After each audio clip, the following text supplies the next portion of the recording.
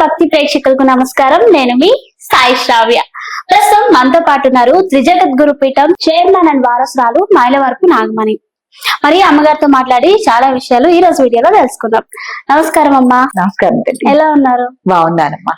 అమ్మ, ఇప్పుడు చనిపోయిన వ్యక్తులు ఉంటారు కదమ్మా, వాళ్ళ ఆశీస్సులు పొందాలంటే ఏం చేయాలమ్మా? అంటే జనరల్ గా మనకి ఇప్పుడు మొన్న పితృతర్పణాలు అలా జరిగాయి కదమ్మా, అంటే అలాంటప్పుడే కాకుండా నిత్యం వాళ్ళు ఆశీస్సులు మనకు ఉండాలంటే ఏం చేయాలమ్మా?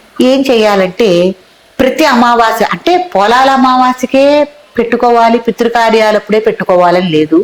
ప్రతి అమావాస్యకి నిట్ట మధ్యాహ్నం 12 తప్పకుండా మీ ఇంటి ముందు పితృదేవతలు ఉంటారు. ఏమండి, వాటికి మనం తొలి అన్నం గిన్నె ఉంటుంది కదా, అది ఎంగిల్ చేయకుండా మనం ఒక ముద్ద తీసి బయట కాకికి పెట్టడం ప్రధానం. ఎవరైతే మీ పితృదేవతలు ఎంతమంది ఉన్నారో వాళ్ళని తలుచుకుని బయట ఇంత అన్నం పెట్టాలి. తర్వాత అదే మగపిల్లలు అయితే గనక నల్ల నువ్వులు తీసుకుని ఇట్లా బటన్ వేలకు అద్దుకుని నీటితో చేసి బయట తర్పణ ఇవ్వటం అనేది మంచి పద్ధతి. ఇది ప్రతి అమావాస్యకి ఆచరించుకోవచ్చును. తర్వాత పితృదేవతల సంతోషం కోసం వాళ్ళు చనిపోయిన తిథి ఉంటుంది కదమ్మా, ఇందాక మనం పుట్టినరోజుల గురించి చెప్పుకున్నట్టే ఇప్పుడు కూడా ఇక్కడ తిథి ప్రధానం, అక్కడ మనకు నక్షత్ర ప్రధానం. ఇక్కడ నక్షత్రం కాదు, ఇక్కడ తిథి ప్రకారం చేసుకోవాలి. అది ఎప్పుడు చనిపోయారు అప్పుడు కూడా ఇట్టాగే గుర్తు పెట్టుకోండి.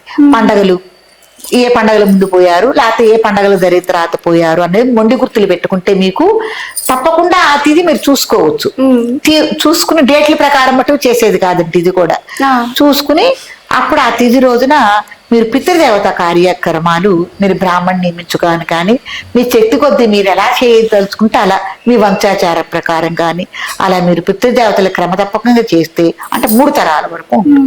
3 తరాల వరకు ఉంటే ఈ 3వ తరం వాళ్ళు గతించినప్పుడు ఆ 10 తరం వాళ్ళు దేవతల్లో కలుస్తారు. కాబట్టి 3 తరాల వరకు మీరు తప్పకుండా పితృకార్యాలు ఆచరించి తీరవాలి.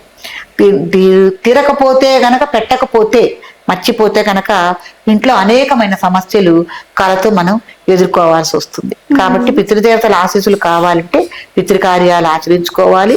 ఈ సంవత్సరంలో పెట్టే పితృకార్యాలు సంవత్సరీకాలు కాకుండా అవి తద్దినాలు అంటారు, అవే కాకుండా విశేషంగా మనకి కుంభమేళాలు లాంటివి, పుష్కరాలు లాంటివి, అట్లాగే మనకి పితృకార్యాలు చేసుకుని ఇటు మనం వెళ్ళింది కదమ్మా మన పోలాల అమావాస్య ఇవన్నీ ఉన్నాయి కదా, ఆ టైంలోనూ కొందరు వంశాచారం ప్రకారం సంక్రాంతి రోజుల్లో సంక్రాంతి పండుగ రోజు చేసుకునే వాళ్ళు ఉన్నారు.